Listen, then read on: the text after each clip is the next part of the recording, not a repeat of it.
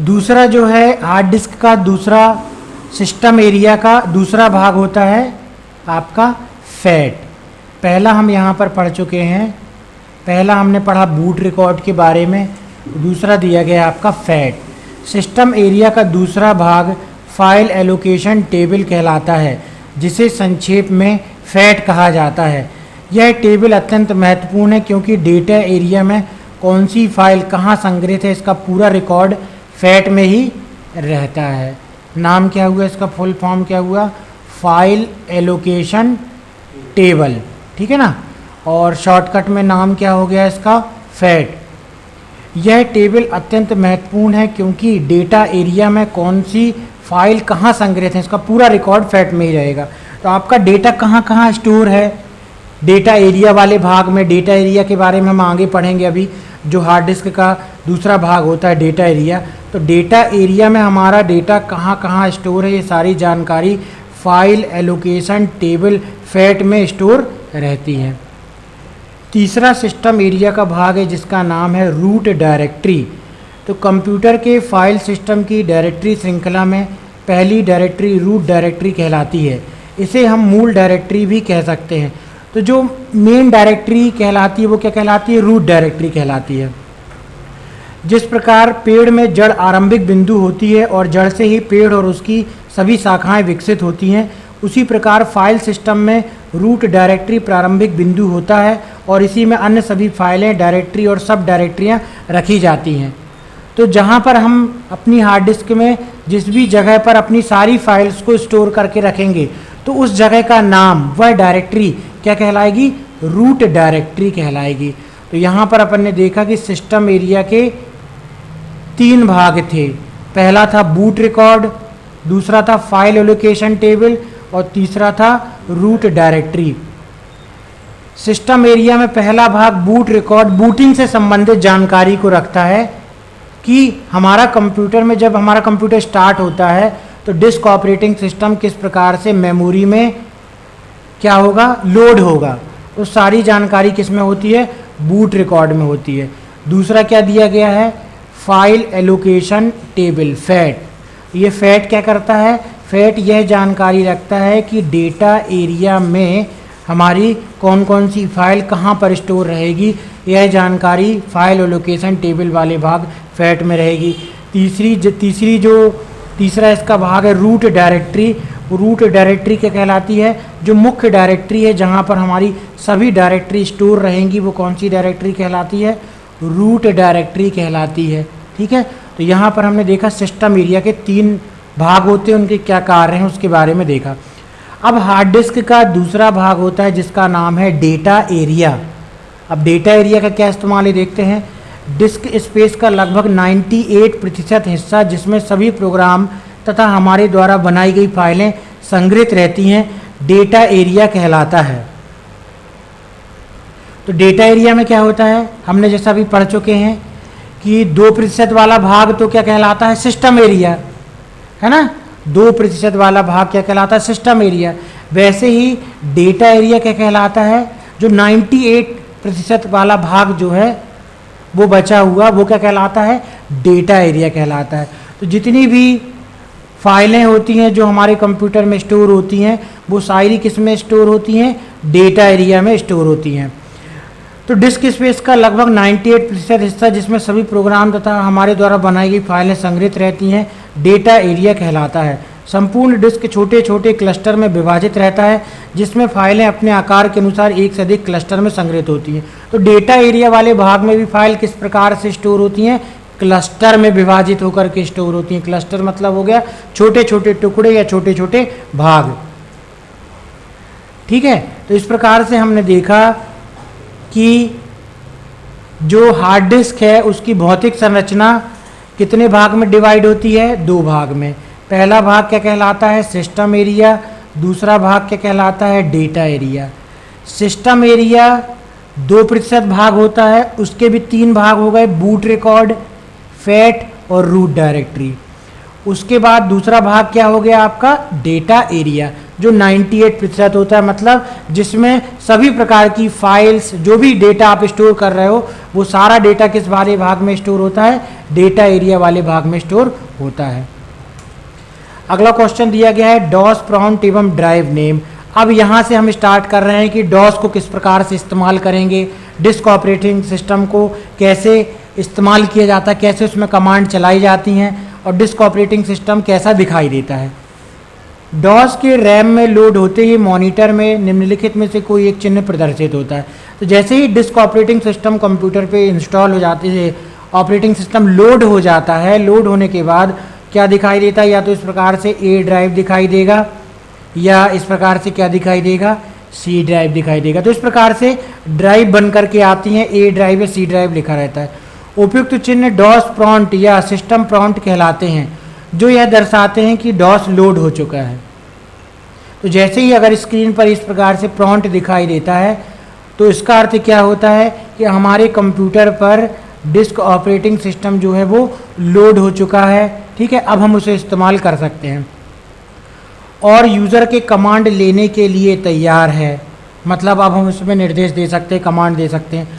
हम जो भी कमांड टाइप करते हैं यह प्रॉम्प्ट के सामने ही टाइप होता है।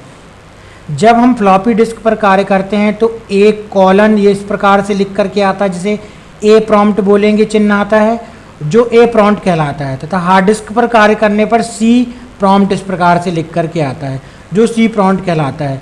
अगर सिस्टम में दो फ्लॉपी ड्राइव हैं तो पहली फ्लॉपी ड्राइव ए प्रॉम्प्ट तथा दूसरी फ्लॉपी ड्राइव बी प्रॉम्प्ट द्वारा दर्शाते हैं। इस प्रकार डॉस प्रॉम्प्ट क्रियाशील ड्राइव तथा डायरेक्टरी का नाम प्रदर्शित करता है। अगर हार्ड डिस्क में एक से अधिक पार्टीशन दिए गए हों तो उन्हें क्रमशः सी, डी, ई आदि ड्राइव नेम द्वारा दिया जाता है।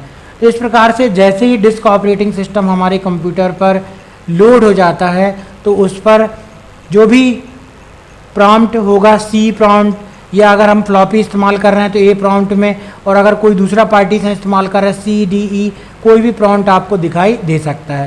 तो यहाँ पर सबसे पहले हम देखते हैं कि अगर हमारे कंप्यूटर में केवल डॉस ऑपरेटिंग सिस्टम नहीं है, विंडोज़ ऑपरेटिंग सिस्टम है, तो किस प्रकार से डॉस की कमांड हम चलाएंगे और किस प्रकार से डॉस दिखाई देगा।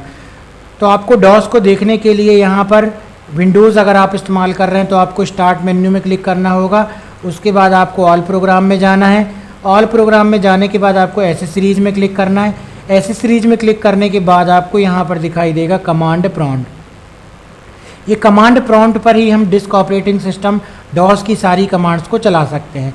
जैसे हम यहाँ पर क्लिक करते हैं तो ये देखिए, जैसा कि अभी हमने बताया था कि डिस्क ऑपरेटिंग सिस्टम में एक ब्लैक स्क्रीन दिखाई देती है और वाइट कलर से उसमें टेक्स्ट टाइप होता है, वैसे ही यहाँ पर जो है ब्लिंक कर रहा है कर्सर और पूरा बैकग्राउंड ब्लैक है और उसके ऊपर वाइट कलर से टेक्स्ट लिखा हुआ है। तो यहाँ पर देखिए लिख कर के आ रहा सी कॉलन में, इसका मतलब ये क्या है, सी प्रॉम्प्ट है।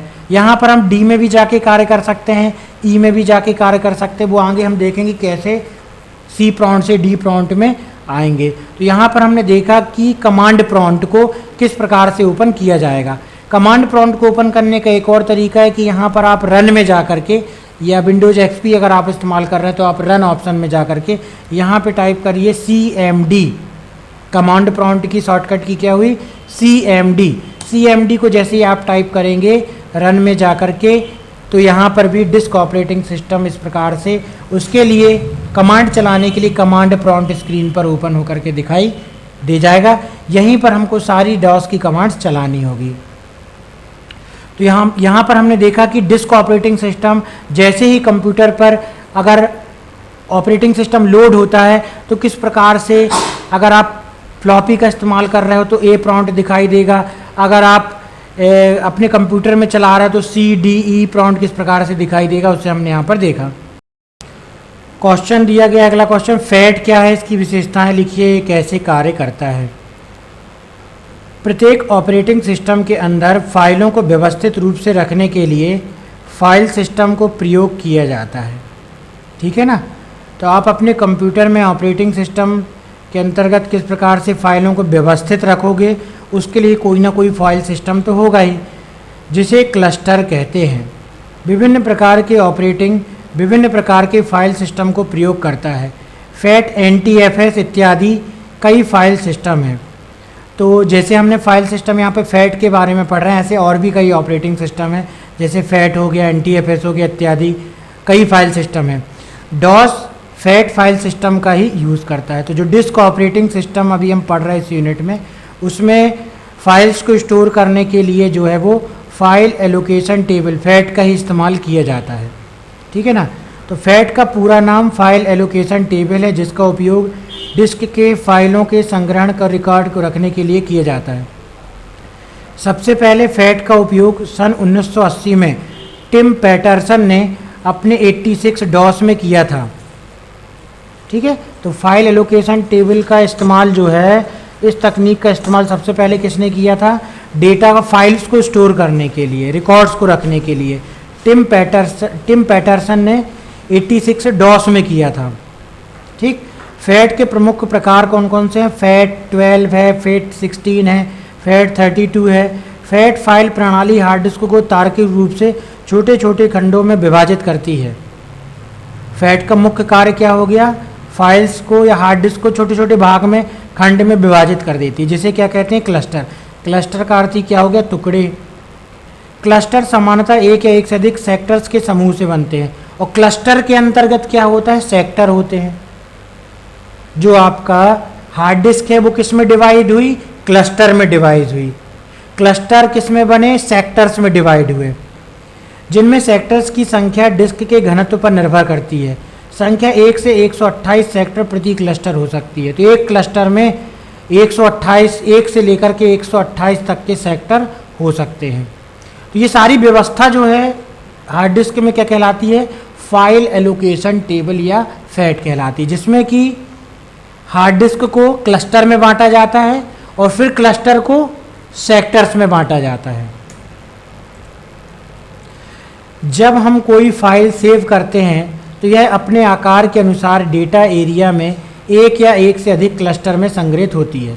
तो हमको जैसा मालूम है, अभी हम पढ़ चुके हैं कि हार्ड डिस्क के 2 भाग होते हैं, सिस्टम एरिया और डेटा एरिया। तो जैसे ही हम जो भी फाइल बनाते हैं अपने कंप्यूटर में, जिसमें डिस्क ऑपरेटिंग सिस्टम चल रहा है यदि, तो उसमें जो फाइल सेव होती है वो किस में सेव होती है? डेटा एरिया में सेव होती है। हमको मालूम है डेटा एरिया में सेव होती है और एक से अधिक क्लस्टर में जाकर के संग्रहित होती है। और डेटा एरिया किस में डिवाइड होता है? क्लस्टर में डिवाइड होता है। ये हमने कहाँ से पढ़ा? फाइल एलोकेशन टेबल से पढ़ा।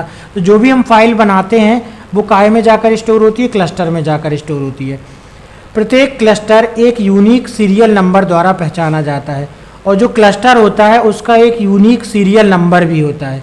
एक नंबर उसको दे दिया जाता है हर एक क्लस्टर को, जिसकी प्रविष्टि फाइल एलोकेशन टेबल में होती है। और वो क्लस्टर को क्या नंबर दिया गया है वह एंट्री किस में होती है? फाइल एलोकेशन टेबल में होती है। तो हमारा डेटा किस में स्टोर होता है? डेटा एरिया में। और डेटा एरिया में किस में स्टोर होता है? क्लस्टर में। और क्लस्टर को एक यूनिक सीरियल नंबर दिया जाता है, और ये यूनिक सीरियल नंबर की एंट्री काय में होती है? फाइल एलोकेशन टेबल में होती है। और इस प्रकार फैट में होने वाली प्रत्येक क्लस्टर एंट्री के साथ एक छोटा मेमोरी ब्लॉक जुड़ा होता है, जिसमें अंक के रूप में 0 या इससे अन्य क्लस्टर का सीरियल नंबर संग्रहित होता है। जहां 0 यह दर्शाता है क्लस्टर खाली है, और अगर कोई नंबर होता है तो इसका मतलब क्लस्टर भरा हुआ, उसमें डेटा रखा हुआ है। तो ये पूरी व्यवस्था बताई गई है कि किस प्रकार से फाइल एलोकेशन टेबल डेटा को स्टोर करने का, डेटा को व्यवस्थित करने का कार्य करता है। जबकि अन्य क्लस्टर का नंबर यह दर्शाता है कि क्लस्टर किसी फाइल द्वारा उपयोग किया जा रहा है।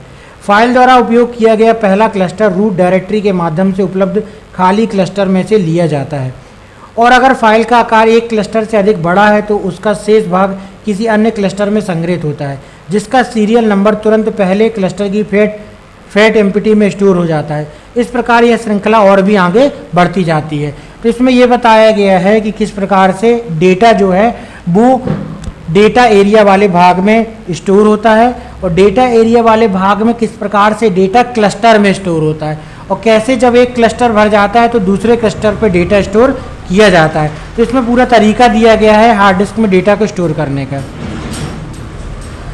अगला क्वेश्चन दिया गया है, डॉस ऑपरेटिंग सिस्टम में फाइल डायरेक्टरी स्ट्रक्चर और उनके नामकरण की विधि विस्तार से समझाइए। तो जब हम डिस्क ऑपरेटिंग सिस्टम का इस्तेमाल करते हैं तो उसमें फ़ाइल का नाम किस प्रकार से देना होता है, डायरेक्टरी क्या कहलाती है, उसका स्ट्रक्चर क्या होता है और किस प्रकार से जो है डॉस में हम नाम देते हैं किसी भी फाइल का। हम अपने दैनिक जीवन में कार्यालयों में दस्तावेज़ों को रखने के तरीके पर विचार करें तो हम देखते हैं कि अलग अलग दस्तावेज, आवेदन आदि को हम संबंधित फाइलों में संलग्न करके रखते हैं और इन फाइलों को अलमारी में विषयवार अलग अलग खानों में रखते हैं ताकि उन्हें खोजने में हमें आसानी रहे। इसी प्रकार कंप्यूटर की हार्ड डिस्क एक अलमारी के समान है जिसमें सभी दस्तावेज सुरक्षित रहते हैं। तो जैसे फाइल्स वगैरह हम ऑफिस में कोई नाम दे करके रखते हैं ताकि अगर हमें वो डेटा ढूंढना हो तो उस नाम के द्वारा हम फाइल को आसानी से निकाल सकें, उसी प्रकार से कंप्यूटर में भी, हार्ड डिस्क में भी फाइल्स को स्टोर करके रखा जाता है और उसका भी कोई ना कोई नाम दिया जाता है ताकि उस नाम के द्वारा हम फाइल्स को आसानी से ढूंढ सकें। इसी प्रकार जब हम कोई दस्तावेज हार्ड डिस्क में रखते हैं तो उसको सेव करते हैं और उसको एक नाम देते हैं। इसी प्रकार सेव किया गया दस्तावेज फाइल कहलाता है। तो जिस हार्ड डिस्क में जो भी डेटा हम स्टोर करते हैं उसको जो नाम देते हैं वो नाम क्या कहलाता है, फाइल कहलाता है। सेव किए गए इन दस्तावेजों को विषयवार अलग अलग समूहों में बांटा जा सकता है। ये समूह डायरेक्टरी कहलाती है और हम डायरेक्टरी में विभिन्न प्रकार की फाइलों को समावेश कर सकते हैं। डायरेक्टरी के अंदर क्या रखी जाती हैं, फाइल्स रखी जाती हैं और फाइल्स में क्या रखा जाता है, डेटा रखा जाता है। तो डायरेक्टरी की परिभाषा क्या हो सकती है, बहुत सारी फाइल्स का समूह क्या कहलाता है, डायरेक्टरी कहलाता है। और फाइल्स के अंदर हम डेटा को टाइप करके रख सकते हैं, कोई किसी का नाम हो गया, कोई नंबर वगैरह हो गया, सारी चीज़ें फाइल में टाइप करके रखी जाती हैं और बहुत सारी फाइल्स को अलग अलग डायरेक्टरी में समूह बना करके रखा जाता है कि भाई किस डायरेक्टरी के अंदर कैसी फाइल है, उस डायरेक्टरी की हेडिंग वैसी दे दी जाती है। तो डायरेक्टरी क्या कहलाता है, फाइल्स का समूह कहलाता है। फाइलों के नाम, कंप्यूटर में प्रत्येक फाइल का एक नाम होता है। इस नाम के दो भाग होते हैं, प्राइमरी नेम और सेकेंडरी नेम, या विस्तारक नाम या एक्सटेंशन नेम बोल सकते हैं। फाइल के दो भाग होते हैं, दो नाम होते हैं, प्राथमिक नेम या प्राइमरी नेम, विस्तारक नाम या एक्सटेंशन नेम। डॉस वातावरण में फाइल का नाम रखते समय निम्न बातों का ध्यान रखना आवश्यक है। तो हम किस प्रकार से फाइल का नाम रखेंगे वो देखते हैं। फाइल का प्राथमिक नाम 1 से 8 अक्षर का ही होना चाहिए, इससे ज़्यादा अक्षर का नाम हम नहीं रख सकते। नाम के बीच में स्पेस नहीं होना चाहिए, तो जो भी हम फाइल का नाम रख रहे हैं उसके बीच में हम स्पेस नहीं दे सकते। डॉस में फाइल के नाम में अक्षरों A से Z, अंकों 0 से 1 तथा केवल विशेष अक्षरों का ही उपयोग किया जा सकता है। और भी जो सिंबल दिए गए हैं इनके अतिरिक्त फाइल के नाम में नहीं उपयोग किया जा सकता। तो ये सिंबल्स जो दिए गए हैं इनका इस्तेमाल हम फाइल के नाम रखने में नहीं कर सकते हैं। केवल 0 से 1 लेकर के 0 से 1 तक के अंकों का केवल विशेष अक्षरों का उपयोग किया जा सकता है। जैसे अंडरस्कोर का इस्तेमाल हम कर सकते हैं, फाइल का नाम रखने में हाइफन सिंबल का इस्तेमाल कर सकते हैं, लेकिन और भी जो ये सिंबल्स दिए गए हैं इनका इस्तेमाल हम नहीं कर सकते। डॉस कंप्यूटर के विभिन्न उपकरण के लिए कुछ विशेष नामों का उपयोग करता है जो डिवाइस नेम कहलाते हैं। तो डॉस के जो अपनी फाइल के लिए जो नाम डॉस रखता है उन फाइल के नाम का इस्तेमाल हम अपनी फाइल का नाम देने में नहीं कर सकते, क्योंकि वो रिजर्व्ड वर्ड कहलाते हैं, वो रिजर्व कीवर्ड कहलाते हैं। उसका इस्तेमाल डॉस अपनी सिस्टम फाइलों के नाम के लिए रखता है, उसको हम अपनी फाइलों के नाम के लिए नहीं रख सकते। प्राथमिक नाम और विस्तारक नाम के बीच में डॉट लगाते हैं, जैसा कि अभी हमने देखा कि फाइल का नाम दो प्रकार से दिया जाता है, प्राथमिक नेम और विस्तारक नाम। तो जो पहला भाग है प्राथमिक नेम, जो दूसरा भाग है विस्तारक नाम या एक्सटेंशन, उसके बीच में क्या लगाते हैं, डॉट लगाते हैं। डॉट के पहले और बाद में खाली जगह नहीं छोड़ी जाती। डॉट का केवल एक बार प्राथमिक और विस्तारक नाम के बीच प्रयोग होता है, अर्थात नाम के बीच में कहीं डॉट का उपयोग नहीं किया जा सकता। केवल आपको एक बगैर डॉट लगाना है, प्राइमरी नेम के बीच में और सेकेंडरी नेम के बीच में डॉट लगाना है, उसके बाद और कहीं भी हम डॉट नहीं लगा सकते। तो इस प्रकार से ये नियम दिए गए हैं, इन नियम के द्वारा ही हम जब डॉस का इस्तेमाल करते हैं तो उसमें हम अपनी फाइल्स का नाम इसी नियम के अनुसार रखते हैं।